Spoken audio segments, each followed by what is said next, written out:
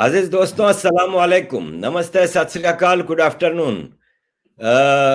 दिसंबर का आखिरी ये जो महीना है, आज से 50 साल पहले भारत के ईस्ट में एक पाकिस्तान का आधा हिस्सा होता था, ईस्ट पाकिस्तान। वहां पे बंगालियों के ऊपर एक कयामत ढा दी गई थी। और क्या कुछ हुआ था उस सिलसिले में जानने के लिए हमने एक लंदन में रहने वाले एक बंगाली साहब हैं, जो कि इंटेलेक्चुअल उस जमाने के हैं, जर्नलिस्ट हैं, जिनकी नजर है इन सारी चीजों पे। हमने उनसे एक चर्चा का बंदोबस्त किया है। इंग्लिश में ये प्रोग्राम होगा। Mister Ehsanullah, thank you very much for joining us and giving us time, sir. Thank you. Assalamu alaikum, and greetings to you and all your viewers. Sir, you belong to Bangladesh, which was Pakistan once. And Yes. before 1947, there was a movement of creating Pakistan, and that Bengalis were the front runner of that movement. And then Pakistan was created, and East Pakistan, which is now Bangladesh, was the key component of Pakistan independence movement. What happened that they had to seek independence from Pakistan, which they very themselves created that country? What happened, sir? Well, I think you are correct in saying that the Bengali Muslims of India fought for the creation of Pakistan. As we all know, the All India Muslim League was founded in Dhaka, in Bangladesh, in 1906. The Lahore proposal was put forward by Sher Bangla A.K. Fazlul Haq in 1940, which proposed the idea of a country for the Muslims of India. So you are right in saying that the Bengali Muslims of India wholeheartedly supported the movement for the creation of a homeland of Muslims within South Asia. Your question is what went wrong and why did East Pakistan break away from West Pakistan? It's a fairly long and complex history, and I shan't go into the details. But I think what one can say, it's because of the disparity between the two wings of West and East. And it was I think the failing of the Pakistani state of becoming an inclusive country of all its citizens. The Bengali citizens of Pakistan felt that they were being excluded from running of the country, from its affairs. They were not being given the share of its wealth, access to employment. There were many Bengalis felt that they were being discriminated by the ruling elite, which was based initially in Karachi and then, of course, in Islamabad. As a result, within East Pakistan, there was a very strong movement for self-autonomy for East Pakistan, which was led by Sheikh Mujib and his party Awami League. And as you know from history, there was an election in 1970 of whole of Pakistan. The Awami League, led by Sheikh Mujib, won majority seats in the parliament or the assembly. And I guess the Pakistani military junta with the ruling elite refused to hand power over to Sheikh Mujib, or as they saw, handing power to the Bengalis. So as a result, the Bengali agitation became much more intensive. And finally, on the 25th of March, the Pakistani military launched an attack against the people of the then East Pakistan and, of course, now Bangladesh. So I would say the reason of breakup was because of the fact that Pakistan failed to become a state that was equal to all its citizens. So Pakistan was created on the basis of two-nation theory. Jinnah said that Hindus and Muslims are two distinct nations and they cannot live together. So we need a separate country for Pakistan. Although there are today in India more Muslims in India than Bangladesh or Pakistan, and they are living there together with Hindus. So this, do you think that with the creation of Bangladesh, that two-nation theory failed, and it was a false theory, fact theory? I mean, you're right. India is probably the second largest Muslim country after Indonesia, and Pakistan is the third, and we are the fourth largest Muslim country in terms of number. So yeah, there are more Muslims in India than say in Bangladesh or Pakistan. And so your question was whether the two-nation theory failed. Do you think it failed? Okay. I'm not sure about the two-nation theory itself, but I think Pakistan as a state has failed, which I said previously, has failed to provide equal access to all its citizens, including the various members of various ethnic groups and various faith community. Pakistan, as you say, was established as a country for the Muslims of India, but later on it changed its characteristics and became a Islamic republic. If I'm correct, I think Muhammad Ali Jinnah had dreamt Pakistan as a secular state, and following the establishment of Pakistan, he had said that from today, everybody, regardless of the fact that they may be Muslim or Christian or Hindu, they're all Pakistani. So I think Muhammad Ali Jinnah had a sincere view and aim for the country.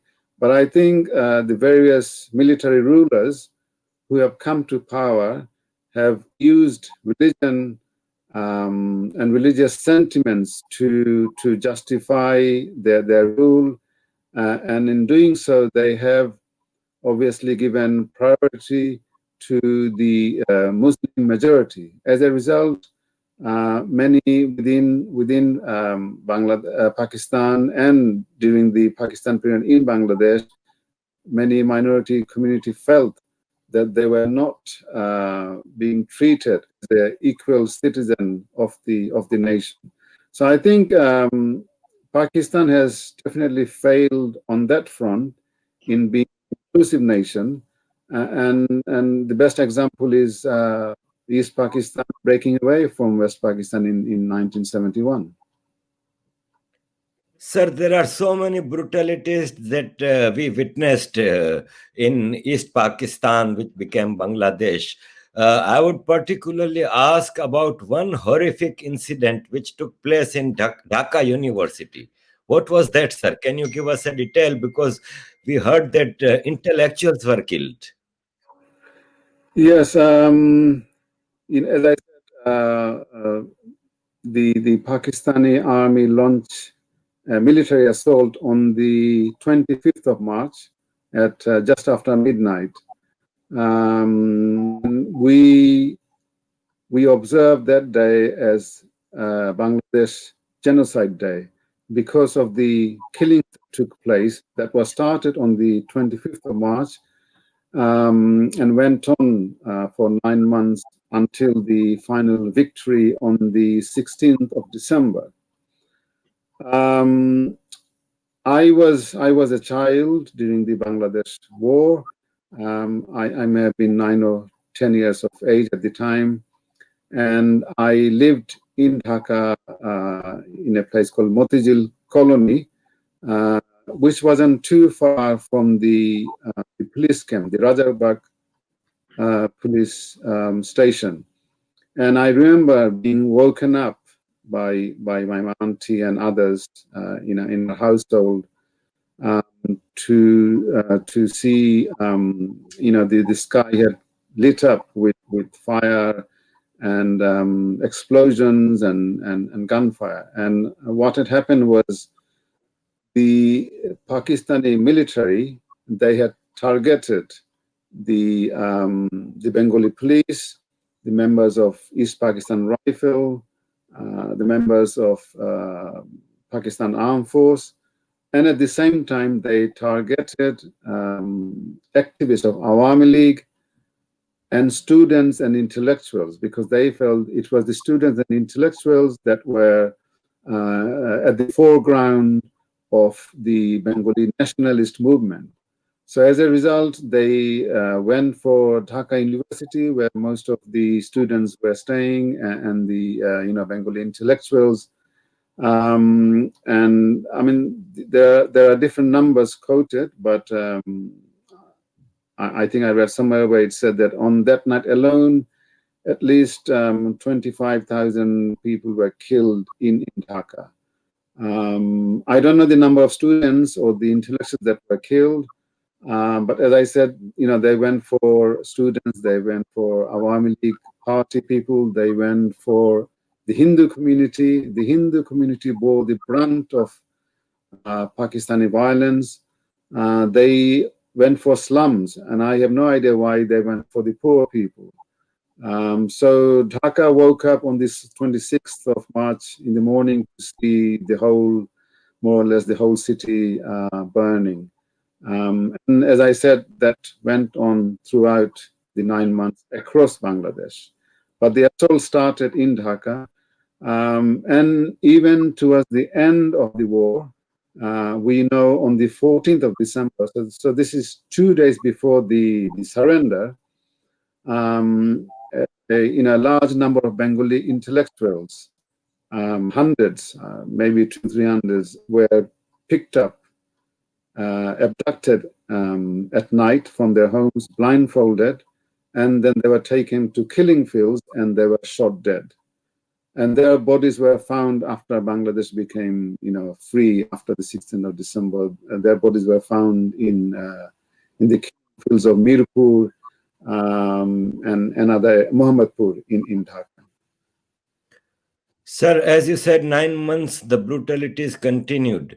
In Pakistan, we are said that no, Pakistan army did not do any genocide, and but international press reported widely on this topic.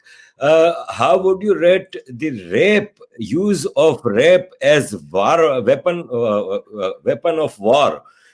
Yeah. In Pakistan, they say that no, Pakistan army cannot do this. But of course, international press has reported. What was the situation of rape of Bengali women? Yes, I mean, you're right. Many Pakistan has been denying that they carried out atrocities or rape. But one only has to look at the foreign news agencies and their reports in 71, reports of Oxfam, of United Nations, Red Cross. In terms of number, it said anything between 200 to 400,000 women were raped in Bangladesh, regardless whether they were Hindu or Muslims. They were considered to be the war booty of victorious Pakistani Muslim soldiers. There was also prejudice at work. They felt that the Bengali Muslims were not pious Muslims because they were converts from Hindu, and it was their right to impregnate these women to produce Pakistani pious Muslim babies. And we also know of reports where they had created camps where women were kept as sex slaves for the use of Pakistani military officers. And there are many witness accounts of those camps and how they're abused. Many of them in recent time have come forward and have spoken of their brutal experience. There are a number of academic books that one can read to find out more about the rape that took place in Bangladesh. If I can mention one book, if you want. Okay, so this book is by Brown Miller, and it's called Against Our Will. And I'll just maybe read a few lines from this book. So the rapes of women were justified by the misuse of religion. In accordance with the Islamic principles, the women were Pakistani sex slaves, and it was their duty to reproduce Islamic Pakistani babies of Pakistani soldiers, of course. The women were also seen a war booty for the victorious soldiers. And what was tragic, that the women who suffered during the war were humiliated and suffered second time around after Bangladesh became independent because of how the society as a large saw them. They were, because of there were suicides, there were abortions, because of ostracized by the society. Many of their families, their husbands, brothers, refused to accept them because of the fact that they had been raped. And as I said, the figure is anything between 200 to 400,000. And at the time, Time magazine actually reported of some of those accounts of women being raped. So it is very well established, documented, and there are evidence of women being raped, regardless of what the Pakistani military may want to say. Sir, during the creation of Pakistan in 1947, there was a mass migration, and many from western side they migrated to West Pakistan, but from Bihar and bordering to East Pakistan, they migrated to Bangladesh, East Pakistan. So, what was the role of these Biharis during this Pakistani genocide of Bengalis? What was the Bihari role? Well, as you said, the Biharis came to Bangladesh in 47 after the partition of India. Bihari Muslims came from the state of Bihar. And I think they are probably known as Muhajirs in West Pakistan. I think because they spoke Urdu, and because of their reluctance to learn Bengali, they failed to integrate with the local Bengali community.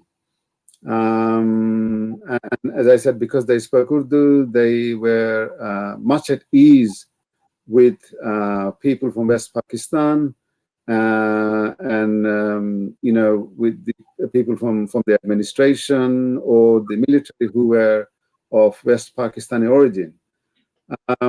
So I think it was natural when the war broke out, or even before the war, they did not support the movement of self-autonomy or the independence of Bangladesh. And what was more disturbing is that some of them, I must say, not the whole community, some of them had actually formed paramilitia forces, namely Razakars, Al-Badr, Al-Sams, and they worked alongside the Pakistani military. Because they were locals, they could easily assist the Pakistani army in identifying homes and houses belonging to pro-liberation people or people of Hindu community or members of Awami League. So they, as I said, they fought alongside the Pakistani military against the Bengali freedom fighters, but at the same time, they had also formed their own militia forces and were targeting local Bengalis who were in support of independence of Bangladesh. So many of them had also taken part in violence against the Bengali community. But I should point out that was not the case of the entire Bihari community, some within the community. And as a result, I'm afraid the Bihari community is still suffering. Today in Bangladesh, we have perhaps 200,000 Biharis who are living in camps because they refuse Bangladesh as a country of their own. And they had obviously left India to come to Pakistan. And Pakistan has been refusing to take them back since 1971. Pakistan had said that they would take back their citizens. From what I know, I think following the war, they took some, maybe 50 to 60,000, but the vast majority are still in camps in Bangladesh in appalling condition because they are stateless people. They do not belong to Pakistan. They have refused to take Bangladeshi citizenship, and they obviously do not want to go back to India. So because they are stateless, it's difficult for NGOs to work with them or get resources or funding to help them. So unless Pakistan takes them, I'm afraid the case or the future of Bihari community is very bleak. Unless they decide to become, Bangladeshi and move out of the scheme, and some have, married locally and left the camps and have become Bangladeshi nationals. So it is a case of tragedy for Biharis, I would say, definitely. Sir, there is an organization called Jamaat Islami. That is a jihadi organization. We liberal Pakistanis call Jamaat Islami mother of all terrorism. They fought a long war in Afghanistan, and they are a terrorist group. Their role in East Pakistan was very horrific. Al-Shams and Al-Badr were created by Jamaat Islami. And I think in Bangladesh in 2012, some of Jamaatis were hanged on war crimes. Do you think it is satisfactory, or still there is much more to do? There are much absconders.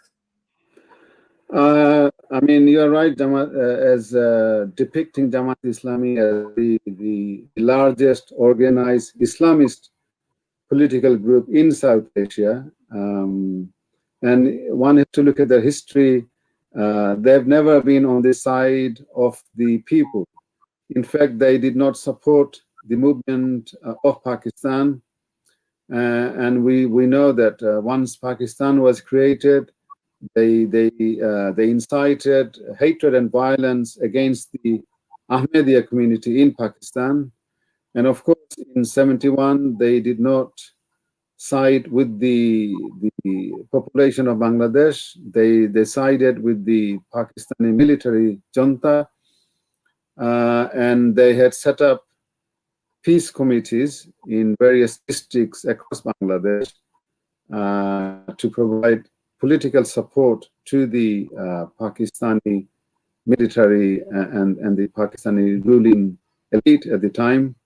And he rightly said that they had also formed a number of a sort of militia forces, which I mentioned earlier on in relation to the Biharis, mainly the Rajakar force, and then Al-Badr and Al-Sams.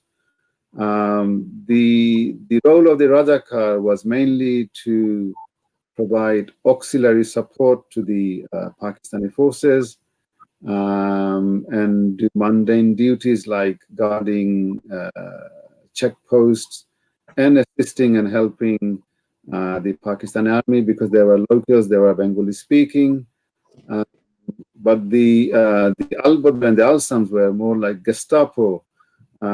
They were like secret forces that would operate in secrecy, in dark, and they were responsible for pointing out, leading Pakistani military to homes and towns and villages where there was a strong support for Bangladesh, and they were also responsible for the killings of intellectuals on the 14th of December.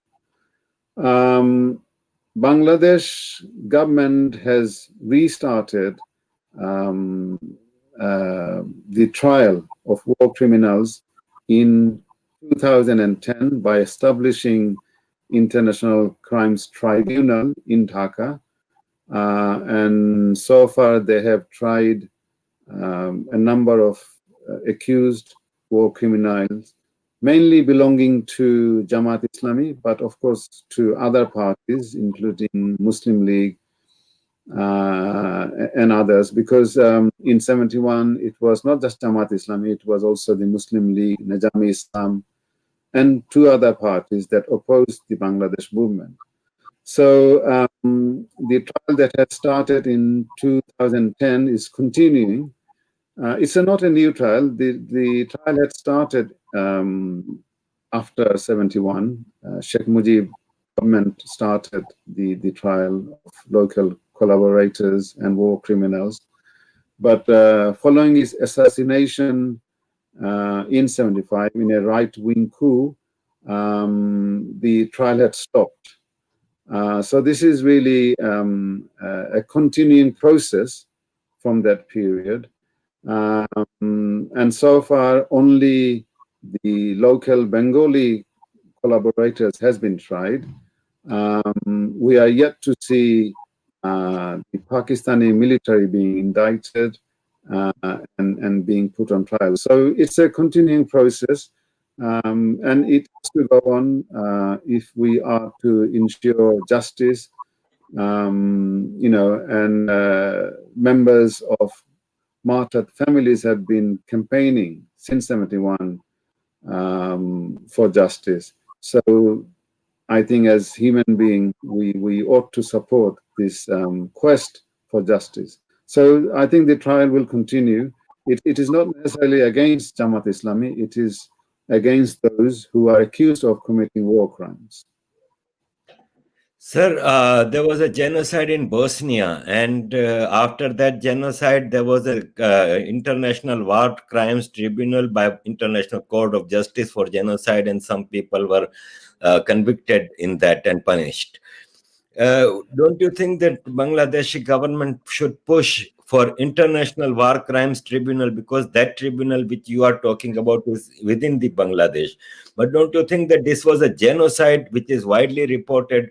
An International Court of Justice should create a war crime tribunal and bring the culprits to justice? Yes, I agree with you 100%. I obviously cannot answer for the Bangladesh government. It's for the Bangladesh government to decide how to proceed. But I think the international community failed Bangladesh in 71. As a result, Bangladesh had to create its own tribunal. The world community was silent of war crimes in 71. The United Nations, nobody came forward. Bangladesh created its own tribunal because Bangladesh feels that it has a strong judiciary and enough resources to conduct such trial.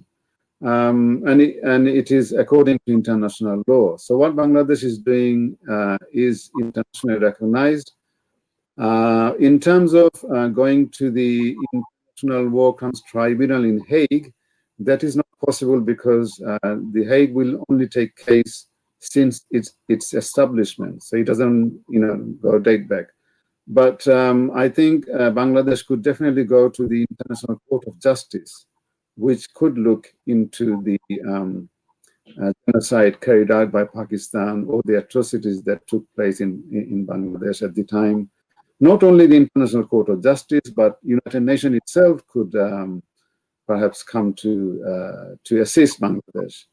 And I'm aware that the one of their consultants on war crimes did come to Bangladesh before the current tribunal was set up in 2010. So there are many avenues and possibilities, but I think at the end of the day, unless Pakistan cooperates, nothing will happen. Pakistan has to cooperate as one of the participating nation, and of their soldiers being accused of war crimes, so they have to be party to it. Unless they're on the table, I'm afraid nothing's going to happen. So it has to be Bangladesh, Pakistan, and international agencies like the United Nations or International Court of Justice that could see this process. Sir, as you said in your earlier statement that Pakistan after Jinnah was taken over by military junta, and they started ruling Pakistan, which is going on even today. So Pakistan will not cooperate in this, no, never. They will not. They are still committing genocide of Baloch people in Pakistan, Pashtun people and Sindhis, and everyone is fed up of Punjabi army's atrocities. Sir, how do you see the role of India in independence of Bangladesh? Well, India came to our aid in 71. We are talking about a period of Cold War when the global community was divided amongst alliance to either to Soviet Union or to the US. And during the war of Bangladesh, America and China supported Pakistan, whereas India and Russia or Soviet Union came to support us. I do not wish to undermine the support India provided to us. Without Indian support, I think it would have been might have been impossible for us to free Bangladesh in such a short space of time. One has to look at the various countries, even today, who are fighting for national independence. Without the support of their neighbors, it's almost impossible to get independence. India trained Bengali freedom fighters. 10 million people from Bangladesh fled and took refuge in India. The Bangladesh exile government, the Bangladesh Free Independent radio station, and other government missionaries were allowed to operate from Indian soil. And as you know, towards the end of the war, I think on the 3rd of December, India finally or formally entered the war, and formed a allied force with the Bengali freedom fighters and entered East Pakistan or Bangladesh to finally liberate Bangladesh from the Pakistani occupying forces. So India's role was huge in terms of Bangladeshi independence. And the then Prime Minister of India, Indira Gandhi, who went on a world tour to lobby, to highlight the atrocities that was being carried out, and also to lobby political support for the Bangladesh movement, despite getting a very cold shoulder from the US. And even following the independence of Bangladesh, India in the first few years helped and assisted in rebuilding the country in terms of infrastructure, connecting roads and bridges, because the retreating Pakistani military had destroyed most of the bridges and had blown up railway lines and roads. So India had to rebuild and reconnect the country so that Bangladesh could operate as a functioning country. So India's help, I would say, was immense, and we definitely we acknowledge the help provided by India in 71. Sir, in West Pakistan, we were always said that Bangladesh is a poor country, East Pakistan is a poor region, and they don't have resources and they depend on us. While we see that after 1971, Bangladesh economy's progress is exemplary, and it is Asia's fastest booming economy. The export, the GDP, everything is fastest in South Asia. So, do you think that Bangladesh has achieved its potential, or still there is much more to do? There is obviously much more to do. We still have a large number of people who are living under poverty line. We still need to educate large number of population. We need to empower women folk of the country. So there is a lot to do, but it's true that Bangladesh economically has been doing fairly well in the last decade or so. In fact, I think from 2015, Bangladesh has left India and Pakistan behind in terms of number of social factors, in terms of its GDP. And you mentioned that in Pakistan, you were told of Bengalis or Bangladesh being poor. I mean, there were a number of other propaganda and prejudice that was propagated within Pakistan against against Bangladesh or Bengali people as a whole. And we were told the same thing, that Bengalis are, they're passive people, they're small, they're dark, they're not a martial race. I remember during Pakistan time, we were told that Bengalis can't play cricket. And nowadays, of course, we are in the World League. We were told that Bangladesh was not fit in terms of climate to make films. We make good films nowadays. So I think, given the opportunity, we have proved them wrong in all those counts. And I think as a country, because we are addressing many of our social issues, because we have given emphasis on education, we are allowing empowerment of women, and I think the infrastructure, the stress on the infrastructure, and the large skill force that we have today, I think they're all contributing towards Bangladesh's, economic performance. Sir, on the eastern side of Bangladesh, there is a country, Burma and Myanmar, and there is a Rohingya issue. What Yes. is Rohingya issue?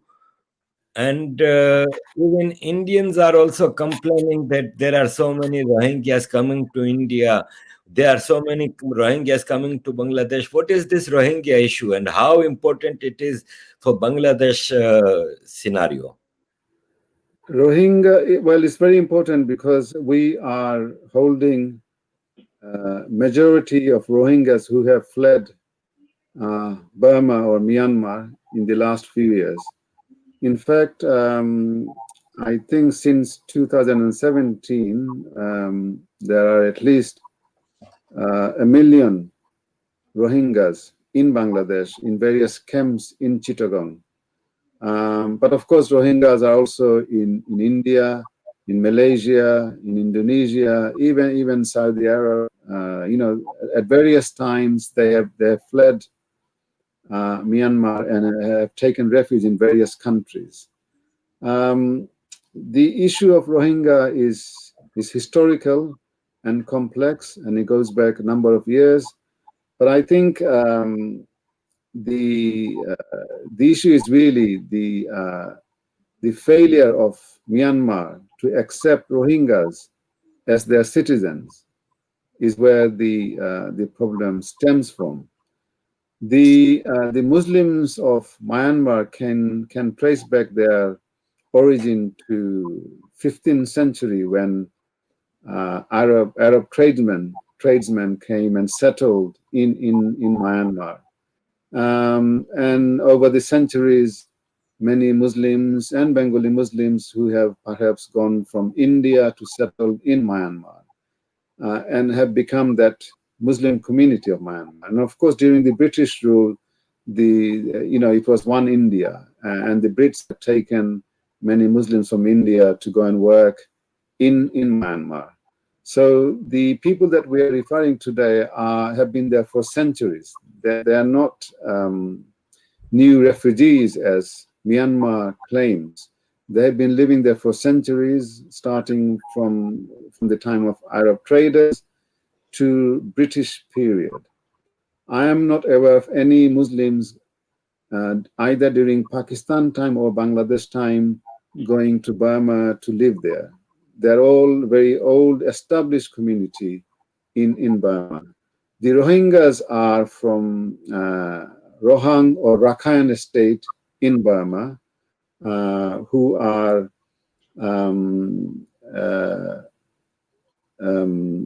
they speak a similar dialect to people close to Chittagong area. Majority of them are Muslims, but there are also a small number of Rohingya Hindus who have come to Bangladesh during this latest violent action against the community by Burmese military. So it's an ongoing process, and I think Burma itself, I think since 48, has from time to time have refused to accept the Rohingyas as their own citizens, and at times they have they have stripped their citizenship. The Burmese military has done the same.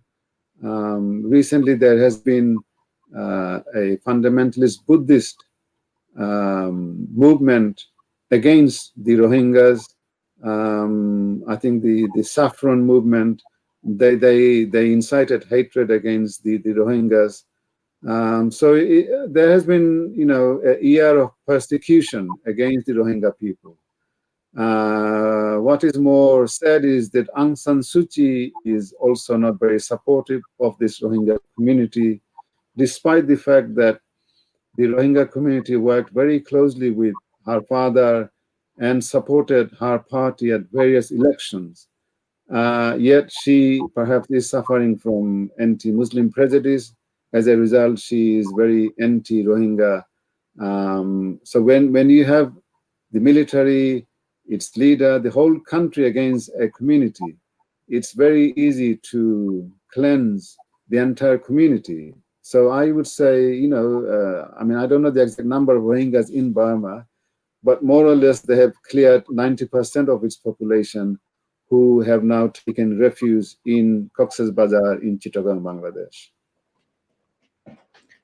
Sir, how do you see relationship of Bangladesh with today's India and today's Pakistan? Because now what has gone before 50 years.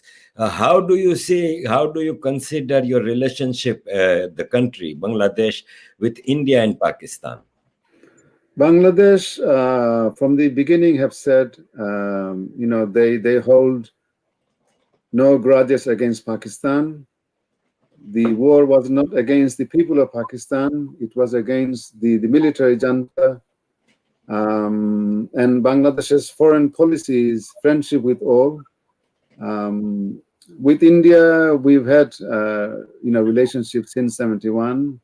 There has been problems down the line. There are issues that we need to resolve in terms of border disputes, border killings, sharing of water, business exchange. But on the whole, I feel that the relationship with India is fine. Similarly with Pakistan, despite the unable to resolve some of the issues, the diplomatic relationship is okay. There is no problem. I mean, with Pakistan, we still have a number of issues that needs to be resolved. Mainly, as I mentioned, the issue of war crime, the issue of compensation, and the issue of repatriation of the Biharis back to Pakistan. On the whole, I think the people of Bangladesh holds no grudge against Pakistan, and Bangladesh as a nation also has no problem with Pakistan. But Bangladesh do feel in order to go forward, they need to address some of the past issues or some of the issues that hasn't been resolved yet. And I think only then we can move forward in a more amicable way. I also think that young people of all these three countries need to know the history, fairly objective history and not a propaganda style of history. India, Pakistan, and Bangladesh, because after all, we all share, we have a shared heritage, culture, language, food habits across South Asia. So I feel for the peace and prosperity of the whole of South Asia, all three countries should definitely work together.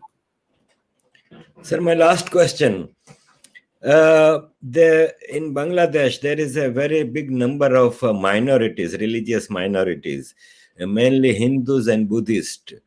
How is the situation of them? Because in Pakistan, religious minorities are in very bad condition. There is forced conversion going on. There is blasphemy laws hanging on them. So what is the situation of minorities in Bangladesh? It's not perfect, but I think compared to Pakistan, maybe it's slightly better, or compared to India. In terms of interfaith riots, we've had less of them in Bangladesh compared to both India and Pakistan. But I must point out that prior to 71, 30%, if not 30, at least 25% were of minority community in Bangladesh. Today, I think it's only 10%. So, 85, 90% are Muslim, and then you have 10% Hindus, and then 0.5 something probably belonging to Hindu or Buddhist community. And I think this it has come to this because of indirect prejudice and persecution of minority community in Bangladesh, to an extent inspired by Pakistani Islamist parties and Bangladeshi Islamist parties, who from time to time have advocated for blasphemy laws and to declare them non-Muslims, especially in the case of Ahmadiyya community. But as you know, Bangladesh is a secular state, and it's enshrined in its constitution to protect all citizens, regardless of their faith or their religious origin. So the state itself provides the protection, but from time to time, vested, politically motivated Muslim majority community, they tend to go after the Hindu community, and it's always to do with election or politics or land grabbing. So because the Muslim majority feel that the Hindu minority are weak, it's perhaps easier to grab their land. And during election time, because the Hindus are seen as supporter of Awami League, so those parties who are opposed to Awami League, they usually tend to go for the Hindu community for not voting them at election. So those kind of violence have taken place. And every time there's a violence, people tend to leave Bangladesh, either go to India or Europe. And we saw that during the the destruction of Ayodhya, the mosque in India, its reaction in Bangladesh was that the Hindu community was targeted, their temples were destroyed, and as a result, many Hindus felt unsafe in Bangladesh, left Bangladesh, and moved to either West Bengal or perhaps to Canada or United States. So, what happens in India or in Bangladesh or Pakistan has a ripple effect in other countries. And unfortunately, though we take pride, the Bengalis, that we are very much a multi-faith community, and we have been living with other communities for centuries.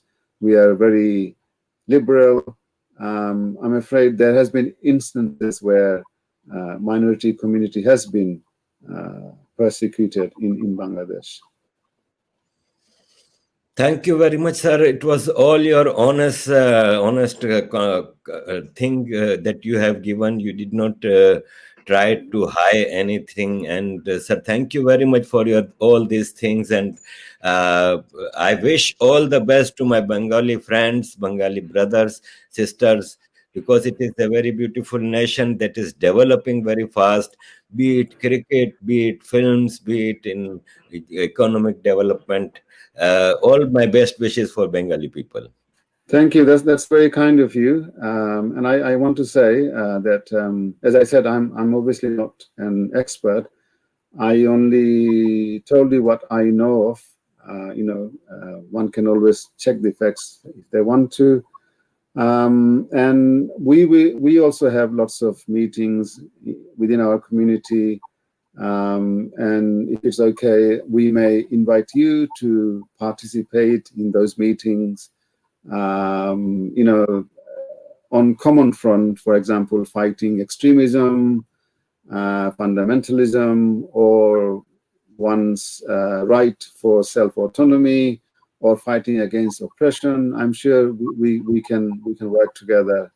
And I do hope to see you in the future once the lockdown is completely over and we come out of this COVID pandemic. So yes, all the best to you and your viewers, and definitely we will connect in the future. Thank you, sir. Sir, I was present in Bangla Bandhu's 100 years celebration earlier this year during COVID. I was in webinars also. And when Bangladesh ambassador had a reception after that, I was also invited. So I will be very much honored to be part of any meeting, sir. Yes, we will definitely invite you. And as I said, most of the events are happening online on webinar. So there are a number being planned.